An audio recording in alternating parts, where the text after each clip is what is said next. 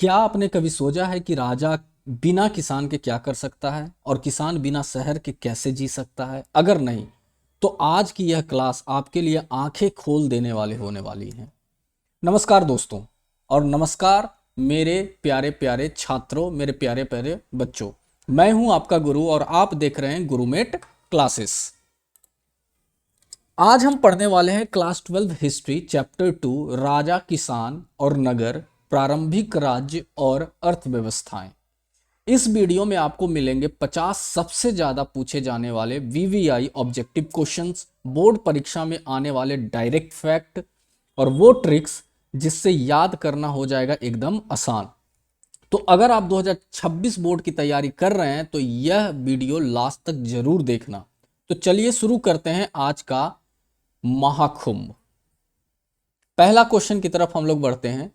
बताओ, जो हमारे फर्स्ट क्वेश्चन है वो क्या है? पढ़िए और कमेंट में कुछ कुछ आंसर जरूर दीजिए आप लोग।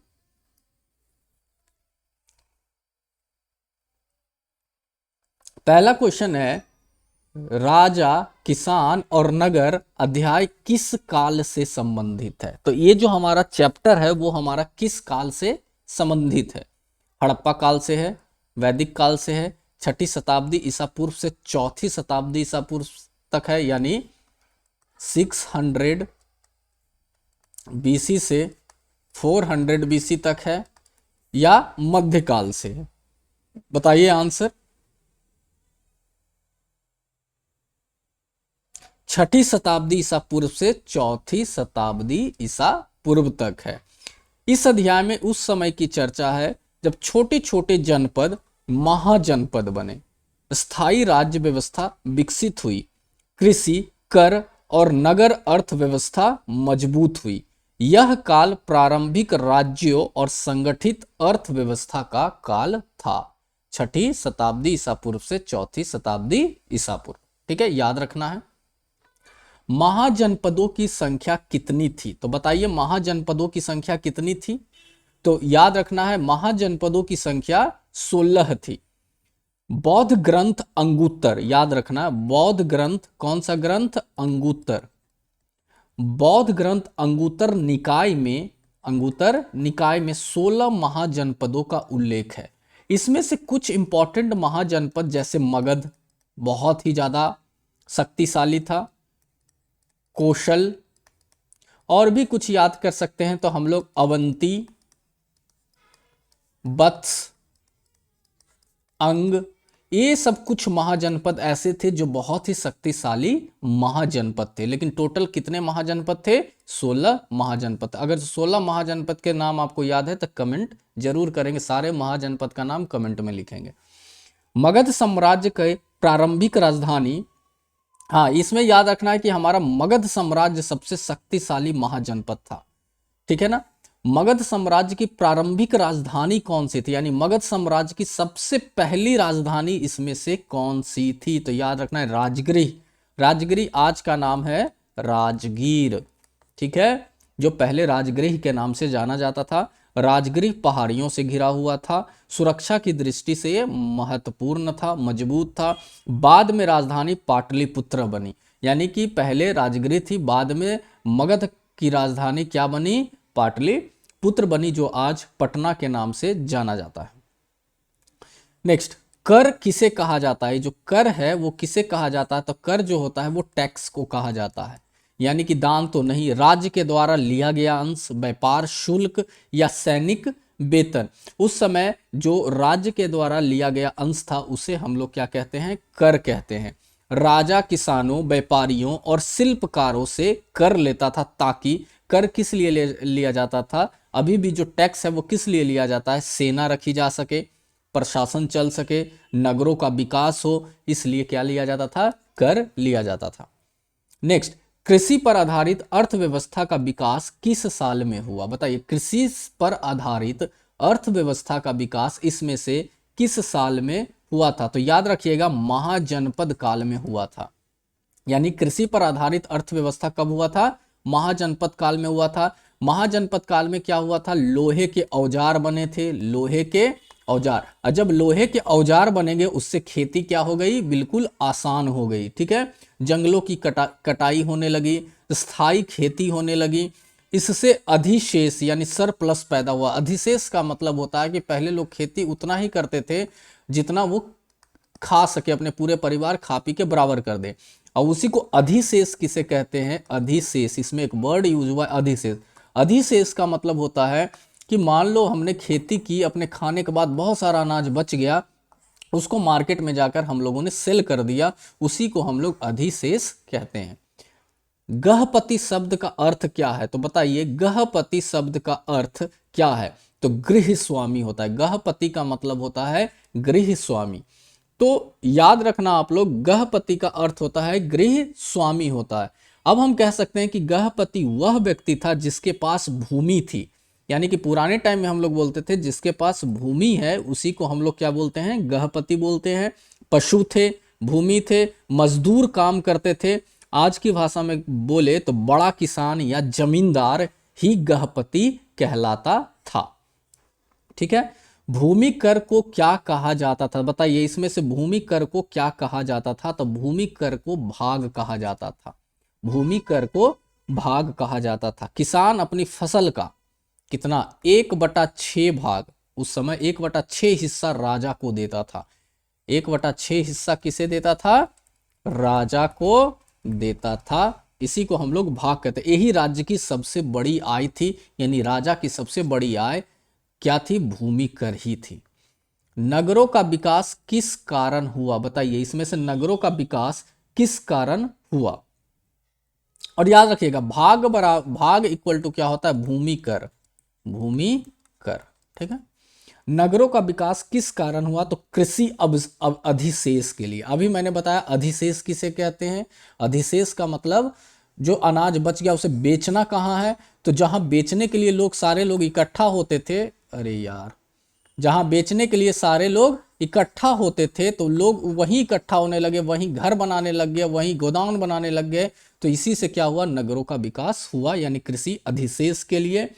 ठीक है, याद रखना है मेरे बच्चों, जरूरत से ज्यादा अनाज पैदा हुआ तो लोग व्यापार करने लगे, शिल्प करने लगे, प्रशासन में लग गए, नगर बने, तो ये सारी चीजें हुई थी। कौशाम्बी किस महाजनपद की राजधानी थी, तो याद रखना है वत्स महाजनपद। ठीक है ना, कौशाम्बी व्यापारिक नगर था। कौशाम्बी तो जो था वो क्या था, वत्स महाजनपद में था। कौशाम्बी, ठीक है ना, व्यापारिक नगर था, गंगा यमुना मार्ग पर स्थित था। कौशाम्बी का कहाँ था, गंगा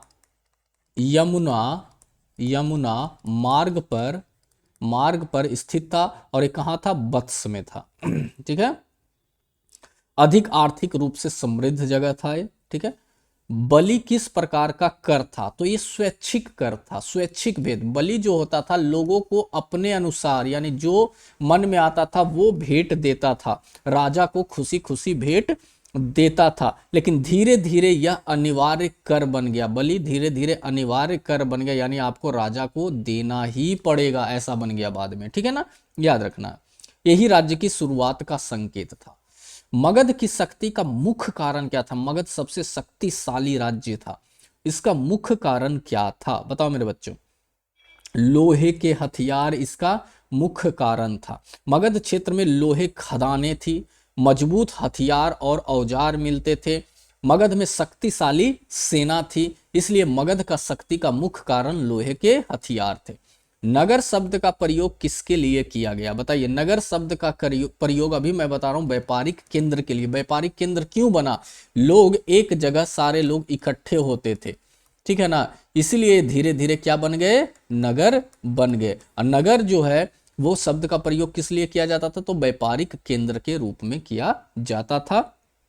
ठीक है, व्यापारिक जैसे बाजार, शिल्प, सिक्के, प्रशासन, ये सारी चीजें वहां पे धीरे धीरे होने लगी। ठीक है, शिल्पकार किस वर्ग में आते थे या किस वर्ग से संबंधित थे इसमें शिल्पकार, तो शिल्पकार सीधी सी बात है, हम बात करते हैं वो किससे, उत्पादक वर्ग से। किससे, शिल्पकार उत्पादक वर्ग में आते थे। उत्पादक वर्ग का मतलब है जैसे बर्तन बनाते थे शिल्पकार, औजार बनाते थे शिल्पकार, क्या बनाते थे, औजार बनाते थे शिल्पकार। ठीक है ना, और उत्पादन करते थे, तो इसलिए उन्हें उत्पादक वर्ग में रखा गया है। किस फसल से कृषि अधिशेष बढ़ा? अधिशेष का मतलब अभी भी मैंने बताया कि जरूरत से ज्यादा अनाज पैदा करना अधिशेष कहलाया, कृषि अधिशेष कहलाया। तो कौन सी फसल से कृषि अधिशेष बढ़ा? तो सीधी सी बात है, धान से बढ़ा। धान की खेती बहुत ज्यादा होने लगी, इसलिए कृषि अधिशेष बढ़ा। वैशाली किस महाजनपद की राजधानी थी? बताइए, वैशाली किस महाजनपद की राजधानी थे? तो वैशाली जो है वो लिच्छवी महाजनपद की राजधानी थी।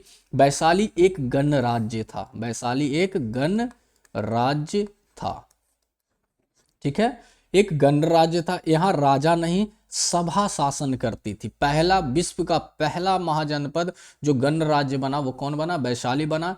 यहाँ राजा नहीं, कौन राज्य करता था? प्रजा राज्य करता था, ठीक है। कहाँ पे? वैशाली में। और वहां की राजधानी क्या थी? लिच्छवी थी। कर संग्रह का मुख्य उद्देश्य क्या था? बताइए, कर संग्रह का मुख्य उद्देश्य क्या था? तो राज्य का संचालन, वही ना, पैसा आएगा तभी तो देश या राज्य चलेगा। कर से राज्य का संचालन होने में क्या क्या भूमिका निभाती थी? सेना का खर्च उठाना, ठीक है ना, सड़कें बनाना, अधिकारी को वेतन देना, नगर चलाते थे, इसीलिए कर लिया जाता था। हिरण्य, क्या हो गया? हिरण्य शब्द किस कर से संबंधित है? बताइए। तो याद रखना, नगद कर। हिरण्य शब्द किस कर से संबंधित है? वो नगद कर से संबंधित है। जब सिक्कों का प्रचलन बढ़ा तब धन के रूप में लिया जाने लगा नगद कर। पहले सामान के बदले सामान दिया जाता था, लेकिन जब सिक्का बढ़ा तो कुछ सामान खरीदने के लिए हमें मार्केट में क्या देने पड़ते थे? सिक्के देने पड़ते थे। उसी को हम लोग नगद कर देते थे, यानी राजा को भी सिक्के ही देने पड़ते थे, ठीक है, सिक्के ही देने पड़ते थे, इसलिए हिरण्य को नगद कर कहा जाता है। ठीक है ना। अब हम यहां बात करते हैं, नगरों का कौन सा वर्ग सबसे ज्यादा प्रभावशाली था, सबसे ज्यादा शक्तिशाली कौन सा वर्ग था? किसान था, सैनिक था, व्यापारी था, दास था? सीधी सी बात है, कौन था? व्यापारी था। आज भी सबसे ज्यादा अधिक प्रभावशाली, अधिक शक्तिशाली कौन होता है? बिजनेसमैन होता है, जिसको हम व्यापारी कहते हैं, ठीक है। और ये राजा को व्यापारी ऋण भी देते थे, यानी कि राजा को पैसा का जरूरत पड़ता था तो ये पैसा ऋण के रूप में देते थे। प्राचीन भारत में सड़कें किस उद्देश्य से बनी? यानी कि प्राचीन भारत में सड़कें किस लिए बनाई जाने लगी? तो वो व्यापार के लिए बनाए जाने लगी। याद रखना है मेरे बच्चों, नहीं सॉरी, व्यापार के लिए बनाई जाने लगी, सैन्य अभियान के लिए और धार्मिक यात्रा के लिए, यानी सभी के लिए बनाई जाने लगी। अधिशेष का अर्थ क्या? अभी मैंने बताया, अतिरिक्त उत्पादन। अधिशेष का मतलब क्या होता है? अतिरिक्त उत्पादन। यह नगर की सभ्यता की नींव थी। किसान राज्य को कर क्यों देते थे? सुरक्षा के लिए, मजबूती के लिए, दान स्वरूप या धार्मिक कारण के लिए देते थे? तो याद रखना है, वो सुरक्षा के लिए देते थे। किसान जो है वो राज्य को कर सुरक्षा के लिए देते थे, आक्रमण से रक्षा के लिए देते थे, कानून व्यवस्था प्रदान करता था। महाजनपद काल में मुख्य आर्थिक गतिविधि इसमें से क्या थी? महाजनपद काल में मुख्य आर्थिक गतिविधि क्या थी? तो वो कृषि सबसे ज्यादा थी, या कृषि के बाद व्यापार ने उसका जगह ले लिया धीरे धीरे, ठीक है।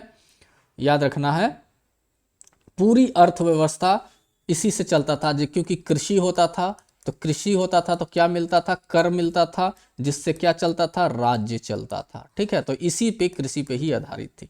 व्यापारियों के संगठन को क्या कहा जाता था उस समय? बताइए। व्यापारियों को संगठन को श्रेणी कहा जाता था, ठीक है ना। व्यापारियों, शिल्पकारों का संगठन को हम श्रेणी कहते थे। व्यापारियों के संगठन को श्रेणी कहा जाता था। नगरों में सिक्कों का प्रयोग क्यों बढ़ा? बताइए। सीधी सी बात है, व्यापार के लिए बढ़ा। वस्तु विनिमय कठिन होने लगा, यानी चीजों के बदले चीज देना ज्यादा कठिन लोगों को लगने लग गया, तो सिक्कों का लेन देन यहां पे शुरुआत हुआ व्यापार के लिए। लोहे के औजारों से क्या लाभ हुआ? बताइए मेरे बच्चों। लोहे के औजारों से कृषि का क्या हुआ? विस्तार हुआ, यानी कृषि बढ़ी, हल बनने लगे लोहे के, खेती में टूल्स जो बनने लगे लोहे के, तो कृषि करना क्या हो गया? बहुत ही आसान हो गया। कृषि विस्तार में जैसे हल हो गया, कुल्हाड़ी हो गया, फावड़ा हो गया, जिसको कुदाल बोलते हैं, तो ये सब बनने लग गया, जिससे कृषि आसान होने लग गया, तो कृषि का क्या हुआ, विस्तार हुआ। पाटलिपुत्र किस नदी के किनारे स्थित था? बहुत ही अच्छी चीजें हैं, बहुत ही अच्छा क्वेश्चन है। तो पटना जो है वो गंगा नदी के किनारे बसा हुआ है। याद रखना, पाटलिपुत्र जो था वो मगध की राजधानी था। याद रखना, किसकी राजधानी था? मगध की राजधानी था। गंगा नदी के किनारे होने से जल मार्ग से व्यापार वहां पे आसान हो गया। कृषि के लिए उपजाऊ भूमि मिलने लग गई। सुरक्षा और संचार की सुविधाएं बढ़ने लग गई। इसलिए मगध जो था बहुत ही शक्तिशाली राज्य हो गया।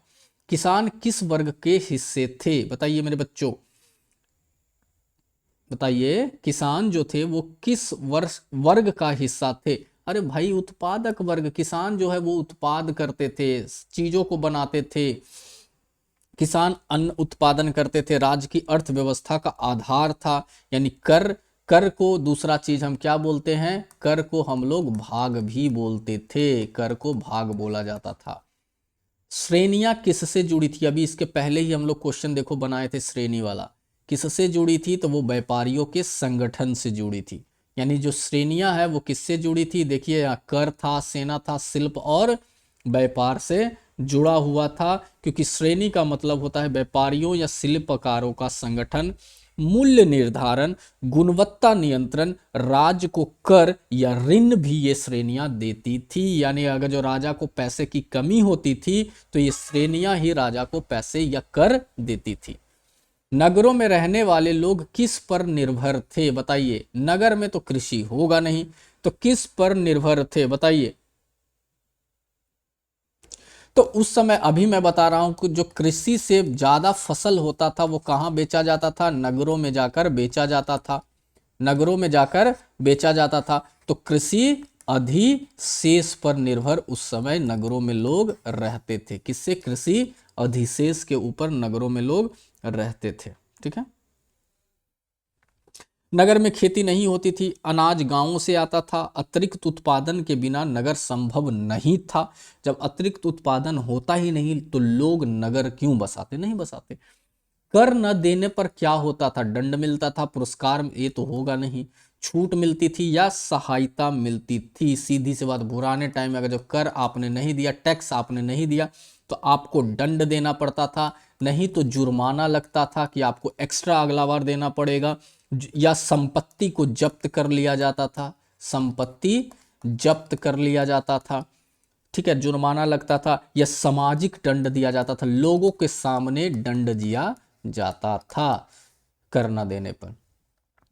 प्रारंभिक राज्य किस पर आधारित थे? बताइए, प्रारंभिक राज्य किस पर आधारित थे? तो कृषि और कर पर ही आधारित थे शुरुआत के राज्य। कृषि अधिशेष होता था, यानी ज्यादा होता था, तो अधिशेष पर कर लगाया जाता था। राजा जो था एक्स्ट्रा कृषि करने पर उस पर क्या लगाता था? कर लगाता था। ठीक है। भाग शब्द किस कर के लिए प्रयुक्त हुआ? बताइए, अभी मैंने बताया था भूमि कर के लिए। किसके लिए? भाग शब्द था वो भूमि कर के लिए लगाया जाता था। किसान अपनी फसल का कितना? 1/6 भाग। 1/6 भाग। अगर आपका 60 kg अनाज हुआ है तो 1/6 भाग यानी 10 kg, 60 kg में 10 kg आपको कर के रूप में राजा को देना पड़ता था। ठीक है, याद रखना इसको। नगरों का सामाजिक जीवन कैसा था?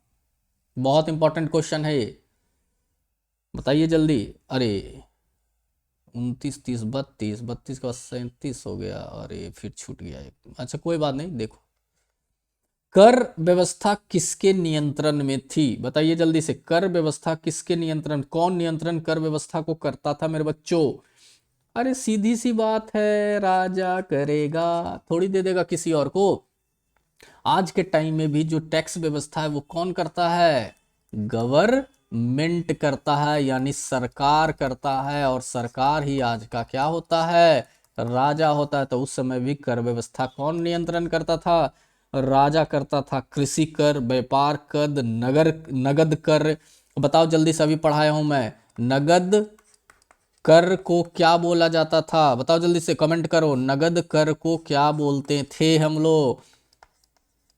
हिरण्य। क्या बोलते थे, कमेंट करो हिरण्य सब। नगद कर को हिरण्य बोलते थे। राज्य की आय का मुख्य स्रोत क्या था? कृषि कर, ये बात बता दिया हूं मैं। राज्य की आय का मुख्य स्रोत क्या था? अरे कर था, यानी टैक्स। टैक्स। महाजनपद काल में प्रशासन का केंद्र क्या था? नगर। क्या था महाजनपद काल में प्रशासन का केंद्र क्या था? नगर। ठीक है, जहां पे अधिकारी, सेना, खजाना, ये सारी चीजें, शासन का संचालन सब नगर से होता था। नगरों में कौन सी गतिविधि इसमें से प्रमुख थी? तो एक ही चीज याद रखना, उस समय नगरों में व्यापार सबसे प्रमुख थी। व्यापार में जैसे बाजार, सिक्के, दूर दराज का लेन देन सब नगरों में होता था। राजा की शक्ति किस पर निर्भर करती थी? बताइए जल्दी से। तो कर संग्रह, जितना ज्यादा पैसा आता था राजा की शक्ति उतनी बढ़ती थी। ठीक है ना, यानी अधिक कर, सबसे ज्यादा पैसा आएगा, अधिक कर, तो वहां राजा क्या कर लेता था? अधिक सेना रखता था, अधिक सेना रखता था। और जब अधिक सेना रखता था तो लोग उससे डरते थे, इसलिए राजा की शक्ति कर के ऊपर डिपेंड करती थी। ठीक है ना, कर ही राजा की शक्ति थी। किसान किस पर निर्भर थे? बताइए जल्दी से। व्यापार पे, वर्षा पे, उद्योग पे, सेना पे। किसान किस पर थे? तो अरे भाई वर्षा पे। उस समय किसान जो थे वो किस पे डिपेंड थे? वर्षा पे थे। मानसून अगर जो खत्म तो संकट हो जाता था, अकाल का कारण बनता था। नगरों में बाजार को क्या कहा जाता था? बताओ जल्दी से। हाट कहा जाता था, याद रखना। नगरों में बाजार को आज भी हम हाट कहते हैं कि अच्छा वहां पे हाट लगा है। हाट का मतलब वहां सब्जी उब्जी का सबसे बड़ा मार्केट है, या कुछ भी चीज लगती है तो उसको आज भी हम लोग हाट के नाम से जानते हैं। महाजनपद काल में कौन सा पेशा विकसित हुआ? शिल्प। महाजनपद काल में सबसे ज्यादा शिल्प से जो था वो विकसित हुआ था। महाजनपद काल में कौन सा पेशा विकसित हुआ था? तो शिल्प। नगरों में बाजार को क्या कहा जाता था? तो हाट। तो ये सब याद रखना है मेरे बच्चों। ठीक है, तो 44 नंबर क्वेश्चन हो गया कि महाजनपद और शिल्प में क्या क्या आते थे, जल्दी बताओ। तो बर्तन बनाना, कपड़ा बनाना, आभूषण बनाना, आभूषण बनाना, ये सब किस में आते थे? शिल्प में आते थे। तो ये पेशा सबसे ज्यादा महाजनपद में विकसित हुआ था। खत्म होने वाला है। नगरों का विकास किसका प्रतीक था? बताओ किसका प्रतीक था? तो आर्थिक प्रगति का प्रतीक था। यानी कृषि का अधिशेष, अधिशेष नगरों में बेचा जाता था। उसके बाद क्या होता था? व्यापार वहां पे होता था। उसके बाद क्या होता थी? मुद्रा, यानी पैसों का लेन देन होता था। तो ये सब आर्थिक प्रगति, इसी सब से तो आर्थिक प्रगति होता है। किसान और राज्य के बीच कैसा संबंध था? बताइए जल्दी से।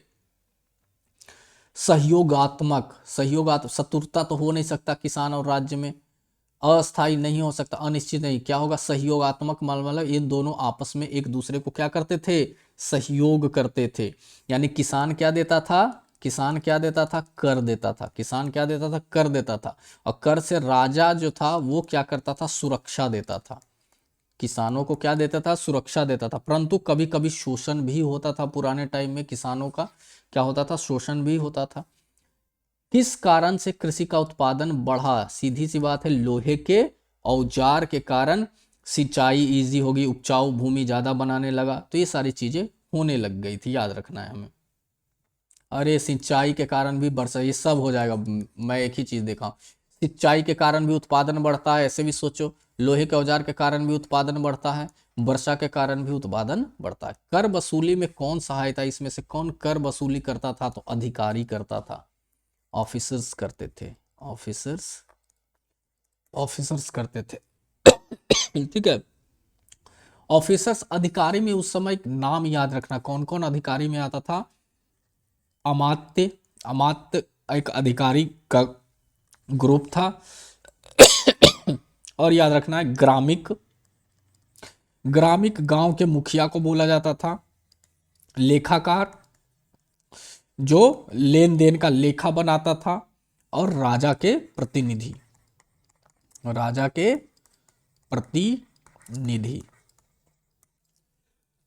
ठीक है, तो ये याद रखना है। अरे यार, अमात्य, ग्रामिक, लेखाकार या राजा के प्रतिनिधि। क्या हो गया? नगरों का निर्माण किसके पास अधिक था? बताओ। नगरों का निर्माण छोटे राज्यों में, शक्तिशाली राज्यों में, जनजातियों में, वन क्षेत्रों में, किसके पास नगरों का निर्माण सबसे ज्यादा होगा? बताओ जल्दी से। अरे शक्ति, ये तो देखते एक साथ मान लो कि शक्तिशाली राज्यों में। अशक्तिशाली राज्य कौन कौन सा था? जल्दी से रिपीट करो, कमेंट करो, मेरे साथ कमेंट करो। मगध, मगध कमेंट करो। कौशल याद हो जाएगा कमेंट करने से, कौशल। ये सब शक्तिशाली राज्य थे। यह अध्याय किस विषय को समझाता है? बताइए जल्दी से। सीधी सी बात है, प्रारंभिक राज्य और अर्थव्यवस्था की। जिस समय जो जनपद थे, देखो पहले, सबसे पहले क्या था? वैदिक सभ्यता थी। क्या थी हमारे? वैदिक सभ्यता थी। अब वैदिक सभ्यता क्या थी? ग्रामीण सभ्यता थी। ठीक है। ये धीरे धीरे जब आगे बढ़ा तो क्या बनने लग गया? जनपद बनने लग गया। जनपद से धीरे धीरे क्या बना? महाजनपद बना। तो ये सब शहरीकरण का क्या हो रहा था? अर्थव्यवस्था, प्रारंभिक राज्य बनने लग गए थे, प्रारंभिक अर्थव्यवस्था विकसित होने लग गई थी। तो इस चैप्टर से मैंने लगभग एमसीक्यू करवा दिए हैं। इससे ज़्यादा बोर्ड एग्जाम 2026 में नहीं पूछा जाएगा। और मैं और भी सारे चैप्टर्स का एमसीक्यू करवाऊंगा। उसके बाद फिर शॉर्ट आंसर क्वेश्चन और लॉन्ग आंसर क्वेश्चन भी वीवीआई करवाऊंगा। लेकिन आप लोगों का मुझे बच्चों सपोर्ट चाहिए। ये चैनल को अपने सारे दोस्तों के साथ शेयर करें, अपने व्हाट्सअप स्टेटस पे लगाएं, टेलीग्राम है वहाँ भेजें, और जो भी ग्रुप्स है वहाँ भेजें। ठीक है, इतना तो सपोर्ट कम से कम तुम लोग कर ही सकते हो, ताकि मेरा क्या हो, आत्म मनोबल बढ़ा रहे, तो मैं ऐसे ही और भी वीडियो आप लोगों के लिए बना सकूं। तो चलिए मिलते हैं अपने नेक्स्ट वीडियो में। तब तक के लिए आप लोग अपना ख्याल रखिए, खुश रहिए, मस्त रहिए। जय हिंद, जय भारत।